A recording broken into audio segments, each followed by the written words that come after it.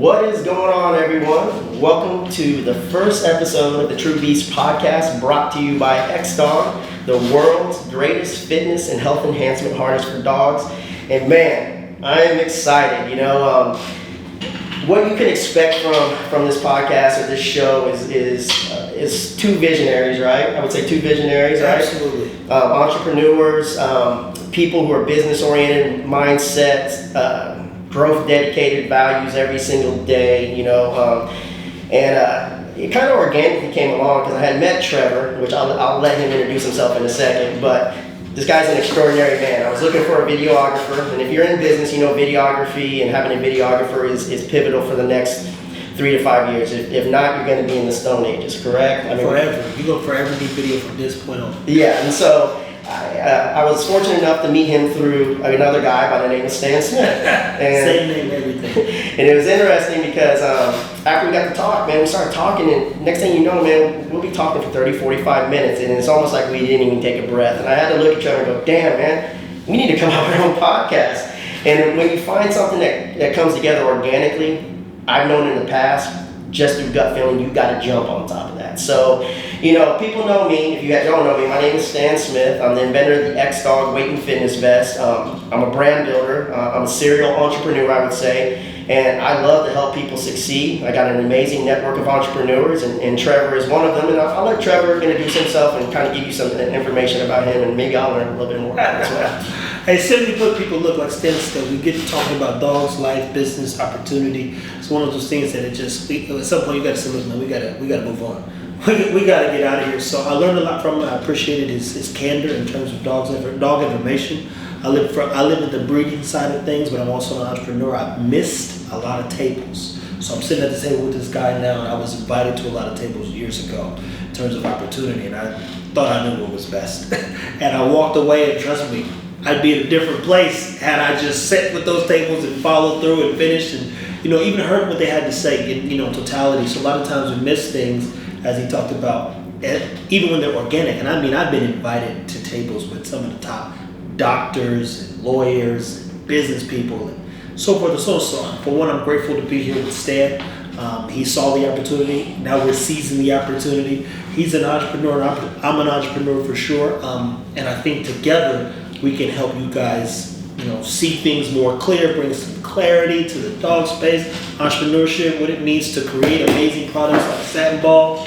Yeah, and when you think about it, man, one thing that I've learned when it comes to being successful in business and entrepreneurship is, one, I don't feel like I'm successful. Yes, I'm constantly hungry, but also knowing that the more you give, the more you get back in return. And one thing that we want to bring from this podcast is to bring you guys some massive value, because I don't know about you, man, but I get hit constantly all the freaking time about questions, and I just don't have time to just, for example, coach people. I'm not in that situation where I'm coaching. I'm still in that situation where I'm learning and I'm surrounding myself around people who are doing it better than me, and then trying to scale up from there. Eventually, hopefully, I'll segue into coaching, but this is the best way that we're going to be able to address some of your questions, or some universal questions that everybody has. Today, we're going to discuss, before the end of the show, is about trademark and ownership, right? But let's go into product development, right? Your product, I would say, is a finished product of marketing and branding when it comes to videography. What got you into videography? What inspired you to do it? Well, I want to go back real quick because you said something about coaching, and it's funny because originally I was going to start this concept called Brand Camp because of the companies that I work with and work for, and you learn very quickly that people are annoying. And on top of their being annoying as hell, they literally hate Googling things, and they ask, I'm like a doctor on call, and I learned very quickly I would have to triple the price that somebody was paying me to be on call like that for this many people. So when he says coaching, being an entrepreneur, we're inventive, we're creative. We don't even when it gets time, the best people we can coach are the people that work with us and for us. Yeah, I would say that too, because it's not that it's annoying, but it is annoying, right? Like, because as someone like myself, I want to help people, but at the same time, it's very time consuming, and I don't mind helping people, but here's the thing, man. Everybody that I've put myself around who is like very successful, for example, right? I've put myself in a position to bring them massive value. So like, for example, my manufacturing partners, I break bread with them at a high level, so I'm very valuable to them, so they're going to make time for me. But if you're just constantly asking questions and you're expecting the individual to do the work for you, that's when you're just going to lose it, you know? And leeching, that vulture. But getting to the second question, the videography space, so I picked up a camera in 2012, and I originally started in ergonomics, and my goal was to make my athletes that I was working with at the time feel like they were part of Nike. And a guy quoted me a price, roughly $3,000, and I said, this is fucking ridiculous. I'm not about to pay him that.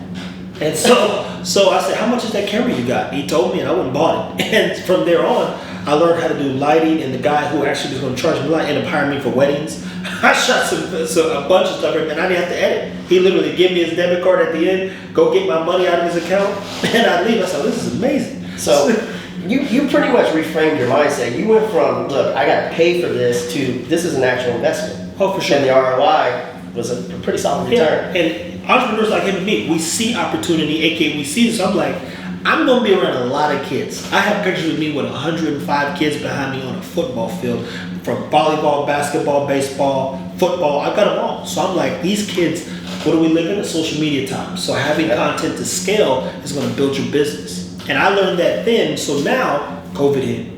I had to get out of that fitness space. I don't think it's going to be a big space moving forward for a little while for sure. And I was like, let me pick up this skill again. And in basically 3 months, I built a digital marketing company, helping companies communicate what it is they're not communicating, put together some questions for them, and then start shooting material that they could use. And literally, I still see stuff I've shot 3 months ago being reposted almost once a week, because that's a commercial, right? When you shoot something good, you see the same commercial over and over again. They just change the words and say, are you ready to do this? Are you ready to do that? And these people are doing $20,000 a month, and all I did was shoot a video. Now, they have a business plan. I made sure the content matched what it is they were trying to scale. Yeah, when you think about stuff like that, like you said, people, it's pretty much the same message repeated over and over and over again. And you got to find a balance where you're innovative and still evolving. But the reality is, a lot of the basics to success is the same message, the same techniques, the same things over and over again. Consistency. Yeah, and so, for example, like, if you were to come out with a product, the first question is somebody asks me, hey man, I got an idea, right? Like, I got this idea, and I get this hit all the time. I'm like, well, if it's such a great idea, why don't you put your money behind it? Why are you asking me to put my money behind it, right? And secondly, I go, what problem does it actually solve? Are you in it for the money, or does this product actually solve the problem? Because people chase money, but if they actually chase the purpose in solving the problem, the byproduct is people are going to give you lots of money, right? So lots of money, man. Because you solved the problem that they needed solving. Great businesses, I heard Kevin O'Leary say this on Shark Tank 1. He was telling somebody that business sucked, for those that love Shark Tank. And he just said, great businesses solve a problem or lower a cost. Your business doesn't either. Anytime you get into business, it's either out of necessity, or it's because you're literally, this is like dire to you. And if it's dire to you, it's dire to at least 100,000 more people. And even at what, $50 at 100,000, that's what, $5 million, $500,000? Yeah, and so, for example, I had a problem with not having being able to put my message and my vision on camera, right? And so I had to find someone who could make that come to life, which and in terms, Trevor solved the problem. When I created the XDog Vest, initially, the story behind this, I'll just go into this. So I have a dog named Trevor. He's a Staffordshire Bull Terrier. I got him from a guy named Calvin Murphy, who is an ethical breeder, right? He really cares about the health, the well-being of the dog, and a dog that can actually perform, right? And so when I initially got trained, I was expecting a dog that was chilled and laid back. It was complete opposite, because one, I was putting the right foods in his body, and when you put the right foods in the dog's body, or anything that's a living cell, their energies and dynamics are going to be different. So for example, if I was to feed him a shit kibble, right? Yeah. His energy levels are going to be completely different from what I'm feeding him now, which is like a completely balanced raw diet with supplementations to fill in nutritional gaps. So I had this dog that was striving to work and had a ton of energy. So I spent this entire year, right, saving up for this customized wooden kennel, okay? And I got this kennel, I was like, hell yeah, I finally get it, right? I get it in my home, I stick him in there, like, I'm good, he's chill, I'm gonna go to the grocery store. Go to the grocery store, come back, this motherfucker turned into a beaver. He ate through it. And so I had this expensive ass custom kennel for about 30 minutes, right? And so I'm like, shit, I walked him every day, I exercised him, fetched, did all this, flirt pole, spring pole, did all this stuff. It wasn't enough. And I said, okay, I need to come out with a product that's going to basically enhance those exercises. And when I created the vest, initially that was to solve that problem, and it worked great, right?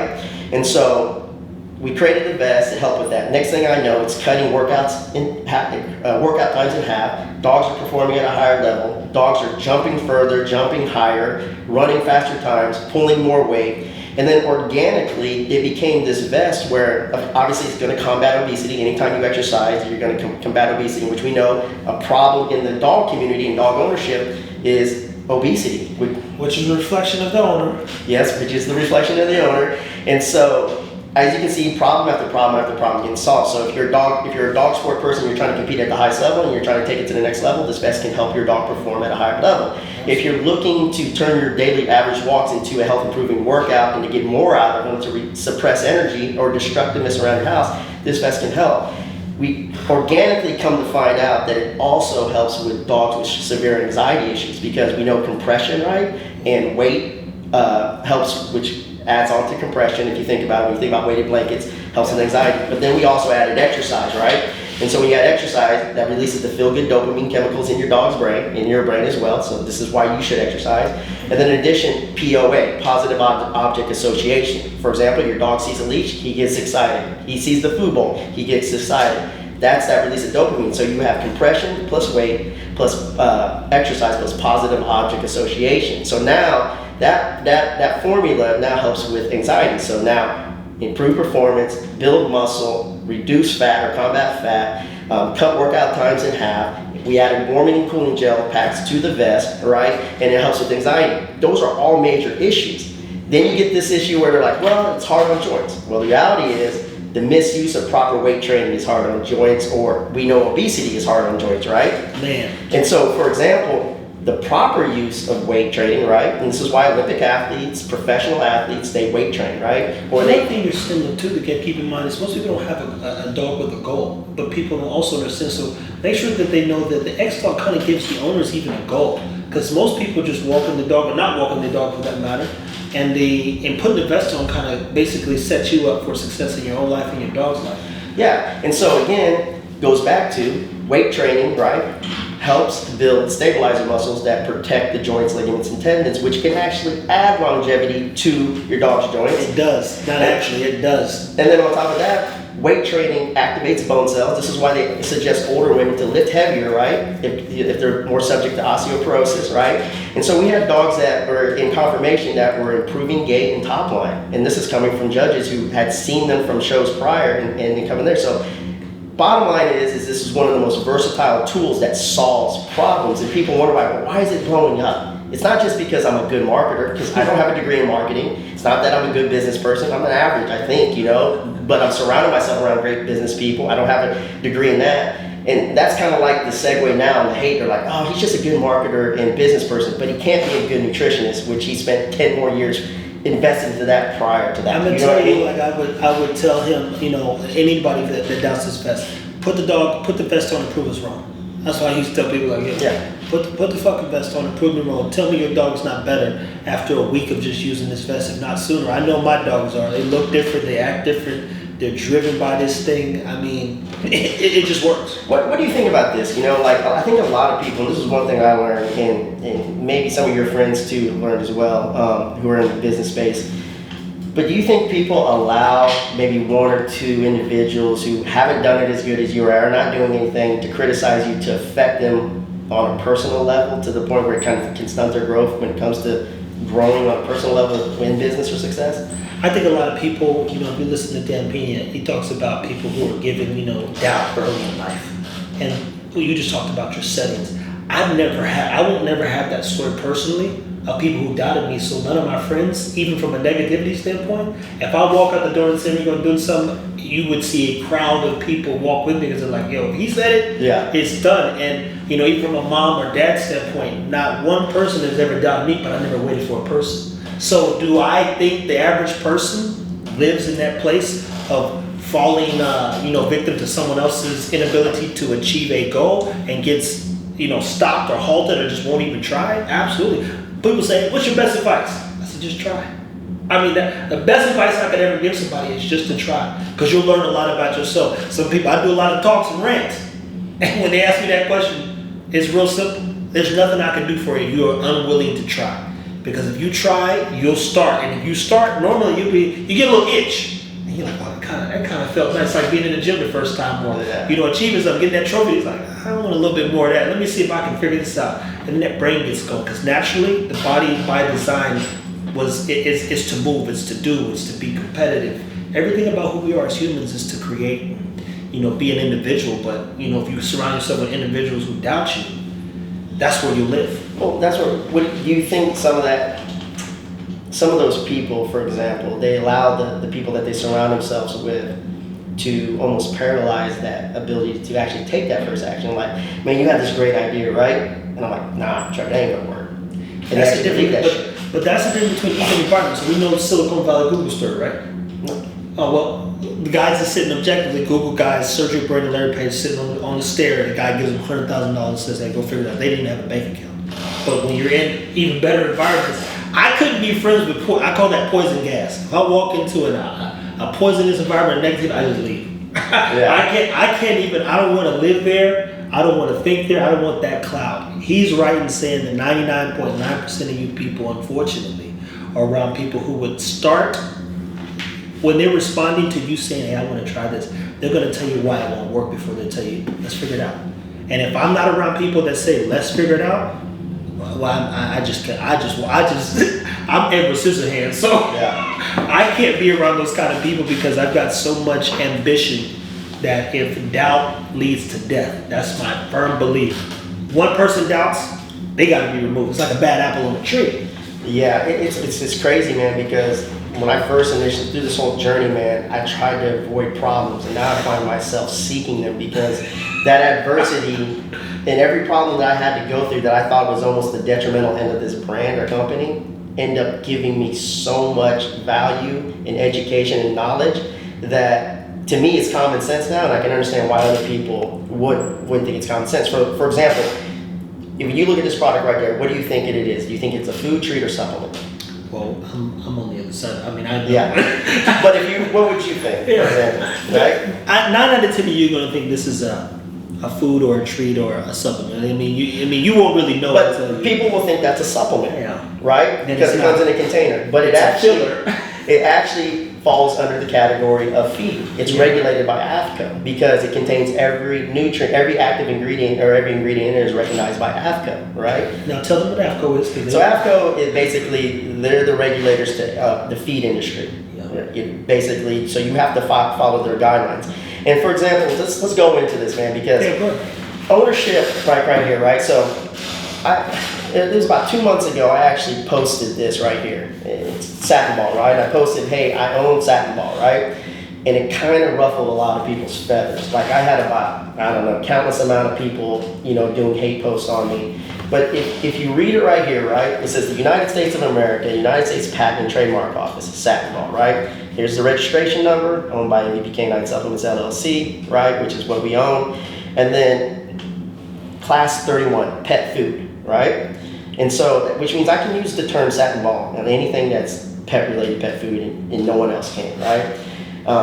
It says right here, what's that word, Trevor? Trademark. Not patent, trademark. And so, what ended up happening is there was a ton of posts, man. I started having my messages started blowing up. I started getting screenshots from people, and they're talking shit about you. And I took a couple looks at some of the posts or the screenshots they showed me, and it's like this clown-ass idiot had the audacity to go patent Satin Balls. And so I wanted to kind of give you guys a little education on the difference between a trademark and a patent, right? Have you ever watched a Food Network show or watched a food show, right? And let's say like Chopped, right? Or what about like Guy Fieri? What is it? Guy Fieri. Yeah, Fieri, right? So he'll go to a restaurant, right? And let's say, Trevor, right? You got this amazing recipe, and I got to try it out, right? And you're telling me there's sugar, there's salt, there's pepper, there's flour, there's oat. Yeah, but Trevor, what about that one? What else is in there? And you're like, I can't tell you, Stan. It's my secret recipe. It's my secret ingredient that no one can know. Why do you think the owners do that? Well, for one, to protect any people that think they're going to, copyright it. It's like, well, in my mind, I understand the business side, so we would want to copyright or, in his case, trademark an idea. But if someone steals your concept and tries to replicate it, unfortunately, a lot of times they dilute the value of it. But if someone could go 5 miles closer to their house versus going to your spot, they can go there versus there. Well, to get a little bit deeper, if you're on the right track, a little bit deeper is that in order to patent a recipe, right? In order to actually own a recipe, you have to have full ownership on every single ingredient in that recipe. The only times I've ever really seen that, right, is when you have, like, say, a manufacturer who is a patent of certain ingredients. So, for example, there's a couple laboratories that create their own nutrient, like DMG. There's multi-patent bond DMG, or Creapure, which is a micronized creatine from Germany. Now, if they own both Creapure and DMG and they put it in a product, no one else can have it, and they can license it out and sell it to other people to white label the product, right? Yeah. And so, in other words, these people who are calling me clown and idiots basically were saying this idiot became the richest, probably one of the most richest human beings on the earth, on the planet, because one, I would have to own all the cows, right?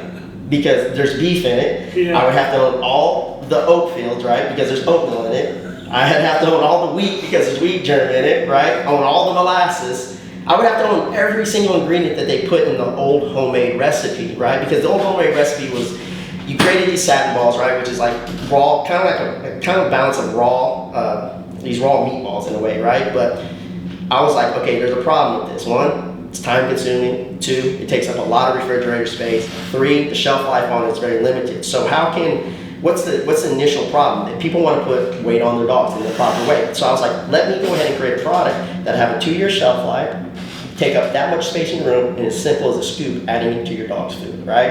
And so we were able to do that. Now, when you look at satin ball, right? When I had my partner Steven look up the search engine and the terminologies and everything and the phrases and stuff that are in the satin ball, he's like, dude, we get this. We can steal all this traffic. Anybody who's looking for the satin ball recipe will be at the top. Obviously, we're on Amazon, right? Yeah. As you know, when you spoke about Google, Amazon is Google's #1 client. So when you see those first 3 spaces when you search engine, right? Amazon, usually whatever products on Amazon is going to be up top. So we started owning the top, then our website, right? And because we pay traffic, and then you have all the organic, natural terms that we've had. From creating blog posts with that in it and just all these recipes. So anybody who was looking up the term satin ball they were able to find it. So we started being able to capture that traffic, and that's the reason why I did that. But it's just funny, man, because you'll learn a lot about people too, especially. And here's another thing, guys. People on Facebook who are your friends on Facebook are not really your friends, okay? I don't know how I can tell you this, but they're really not your friends. I always say it's 1% of people who you actually know that actually fuck with you. It's really that simple. Like, I probably even know 5 people in real life. I was on Facebook the other day just looking at something. I'm like, who are these people? I don't know none of these people. And like, people found you like a kindergarten. You're like, who is that? I can't even identify these individuals. Yeah, it was funny, man, because I had some of these people who were friends with me in my DMs and messaging me on that post, supporting the post, right? There was one guy, and here's another thing, guys, and I'm gonna say the people who did the post were ladies, and this ain't always the same. It can be some guys that do hate posts, but this is what's in the dog industry that I've noticed. And I don't know if you're gonna notice this industry, but you have these weirdo Karen ladies, right, who do these hate posts, right, on you, and then you have these guys who are trying to get in bed with these Karens, and they're like, man, this don't even know me, never met me in person, right? This idiot, this clown.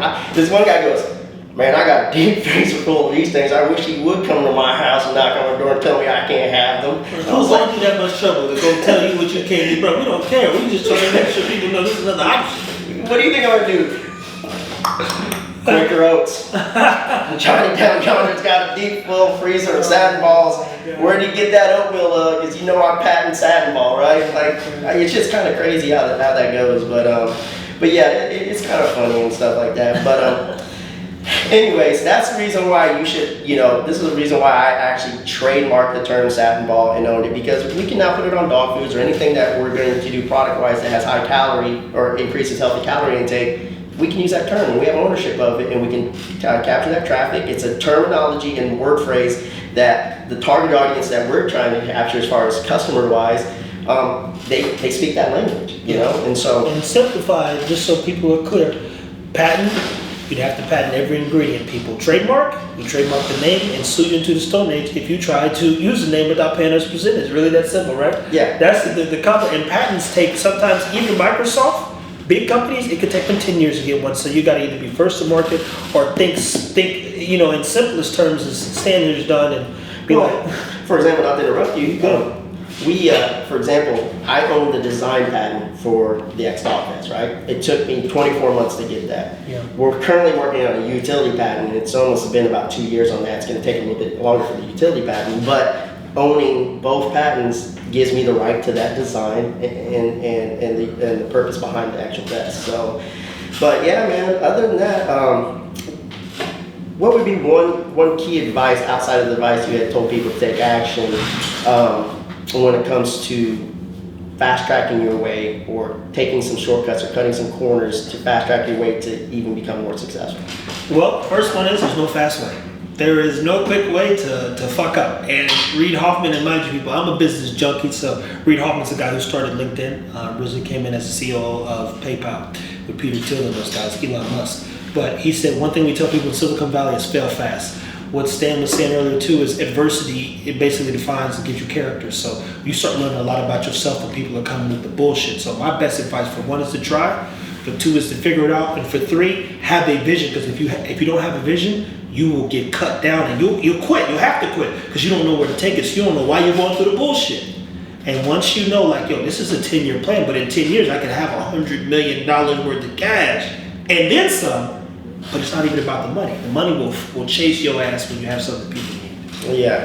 And like you said, Dan Penny is one of his famous saying. He said, money don't buy happiness. If money don't buy happiness, then you're spending it in the wrong fucking place, right? And so any problems that you're trying to solve, let's say you're in religion, right? You're trying to help people, you're doing some missionary stuff. It takes money, man, And so money is a valuable tool, man. But Trevor, man, I'm excited about this. I'm looking forward to future episodes. We're going to be shooting these every week, man. If you guys have any topics that you want us to discuss, man, be sure to go on our YouTube channel. Leave those questions up there, man. We would love to address them, man. But any last words? No, man. No, not at all, man. Thank you guys for listening. Hopefully this helps. We're going to come in and, like he said, drop more diamonds for you so you can take it and make some change. Hopefully get you a few dollars. As always, man, thank you guys for tuning in and being part of our team and mission of owning healthy, happy dogs, man. We're going to knock out canine obesity one dog at a time. And as always, Team XDog strong.